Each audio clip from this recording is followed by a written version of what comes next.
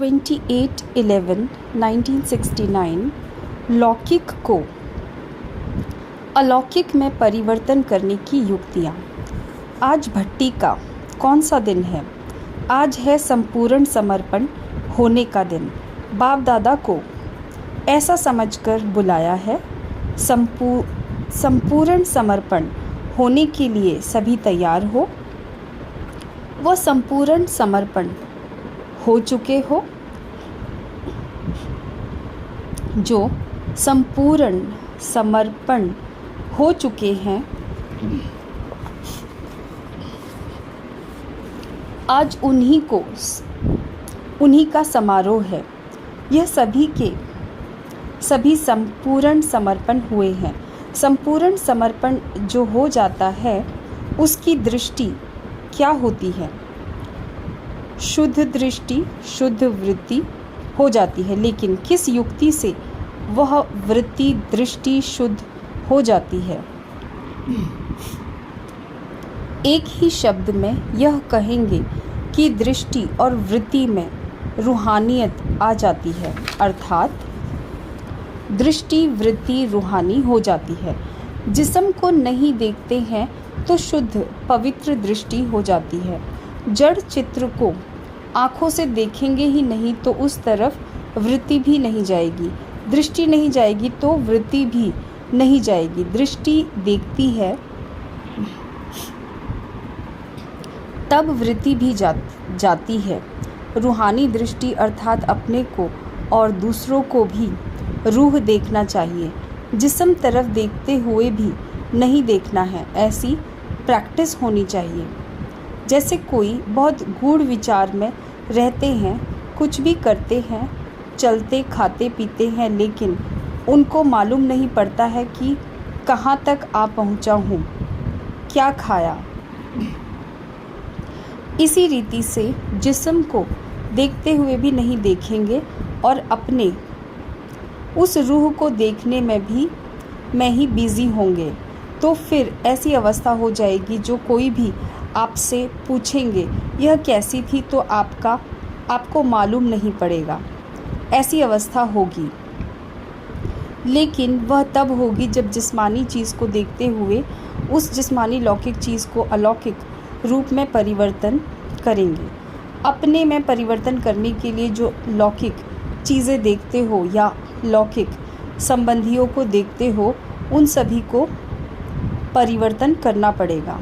लौकिक में अलौकिकता की स्मृति रखेंगे। भल लौकिक संबंधियों को देखते हो, लेकिन यह समझो कि अब हमारी यह भी ब्रह्मा बाप के बच्चे पिछली बिरादरी है। ब्रह्मा वंश तो है ना, क्योंकि ब्रह्मा दी क्रिएटर है। तो भले वे भक्त, ज्ञानी व अज्ञानी हैं, लेकिन बिरादरी तो वह भी है ना। तो लौकिक संबंधी भी ब्रह्मावंशी हैं, लेकिन वह नज़दीक संबंध के हैं, वह दूर के हैं। इसी रीति कोई भी लौकिक चीज़ देखते हो, दफ्तर में काम करते हो, बिजनेस करते हो, खाना खाते हो, देखते हो, बोलते हो, लेकिन एक एक लौकिक बात में अलौकिकता हो। इस शरीर के कार्य के लिए चल रहे हो तो साथ साथ समझो इन शारीरिक पाँव द्वारा लौकिक कार्य तरफ जा रहा हूँ, लेकिन बुद्धि द्वारा अपने अलौकिक देश कल्याण के कार्य के लिए जा रहा हूँ। पाँव यहाँ चल रहे हैं, लेकिन बुद्धि याद की यात्रा में।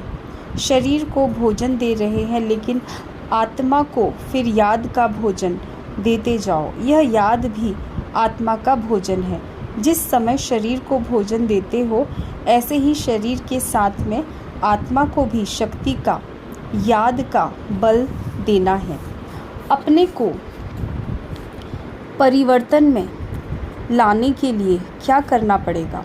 हर एक चीज़ को लौकिक से अलौकिक में परिवर्तन करना है, जिससे लोगों को मालूम हो कि यह कोई विशेष अलौकिक आत्मा है।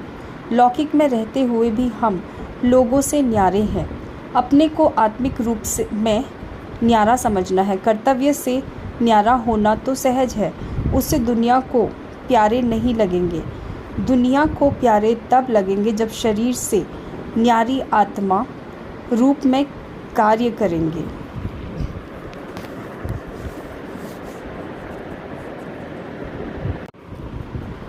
तो सिर्फ दुनिया की बातों से ही न्यारा नहीं बनना है, पहले तो अपने शरीर से न्यारा बनना है।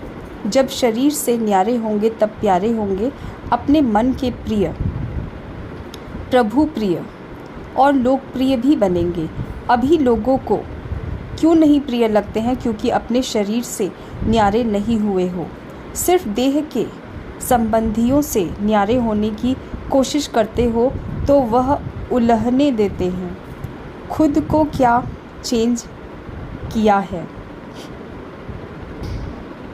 पहले देह के भान से न्यारे नहीं हुए हो तब तक उलहना मिलता है। पहले देह से न्यारे होंगे तो उलहने नहीं मिलेंगे और ही लोकप्रिय बन जाएंगे। कई अपने को देख बाहर की बात को देख लेते हैं और बातों को पहले चेंज कर लेते हैं, अपने को पीछे चेंज करते हैं, इसलिए प्रभाव नहीं पड़ता है। प्रभाव डालने के लिए पहले अपने को परिवर्तन में लाओ, अपनी दृष्टि, वृत्ति, स्मृति को, संपत्ति को, समय को परिवर्तन में लाओ, तब दुनिया को प्रिय लगेंगे। क्योंकि जब संपूर्ण समर्पण हो गए तो उसके बाद फिर क्या करना है, बोलना चलना कैसे हो वह बता रहे हैं। जैसे आपकी यादगार शास्त्रों में बताते हैं, संपूर्ण समर्पण किसने और किसको कराया और कितने में कराया। यादगार की याद आती है राजा जनक का मिसाल। उनको तो बच्चों ने कराया, लेकिन बाप ने कराया, ऐसा भी यादगार है। बतलाते हैं ना कि वामन अर्थात छोटा, सभी से छोटा रूप किसका है? आत्मा और परमात्मा का। तो बाप ने आकर माया बलि जो बलवान है उससे 3 पैर से मैं सभी कुछ लिया, अर्थात संपूर्ण समर्पण बनाया। आप लोगों को भी संपूर्ण समर्पण करना है, अर्थात जो भी माया का बल है वह सभी कुछ त्यागना है। माया का बली नहीं बनना है, लेकिन ईश्वरीय शक्ति में बलवान बनना है। तो जैसे वह 3 पैर दिखाते हैं, यह कौन सी 3 बातें सुनाई जाती हैं जिससे संपूर्ण समर्पण आ जाता है? मनसा, वाचा और कर्मणा के लिए शिक्षा कौन सी है? अगर वह 3 बातें याद रखेंगे तो संपूर्ण समर्पण हो ही जाएंगे। वह 3 बातें कौन सी? एक तो देह सहित सभी संबंधों का त्याग, मामेकम याद करो, यह तो हो गया मनसा। वाचा के लिए क्या शिक्षा मिलती है? हर समय जैसे मोती चुगते हैं, इस रीति मुख से रतन ही निकले। 1-2 को पत्थर नहीं, लेकिन ज्ञान रत्नों का दान देना है। और कर्मणा के लिए यही याद रखो कि जो कर्म मैं करूँगा मुझे देख सभी करेंगे।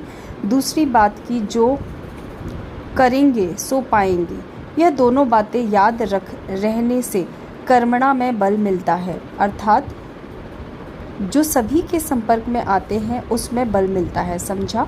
मनसा वाचा कर्मणा के लिए इन मुख्य बातों को याद रखें तो फिर संपूर्ण समर्पण जो हुए हो उसको अविनाशी बना सकेंगे। ऐसे नहीं कि यहाँ संपूर्ण समर्पण का नशा चढ़ा है, वह बाद में कम हो जाए। अगर यह पक्का याद रखेंगे कि हम तो संपूर्ण समर्पण हो ही गए हैं, तो यह अविनाशी याद आपको अविनाशी बनाकर रखेगी। अगर आप कुछ डगमग हुए तो फिर समस्या डगमग करेगी। आपके डगमग होने को और समस्याओं को देखते हुए लोग भी उसका तमाशा देखेंगे। बाप दादा तो देखते रहते हैं।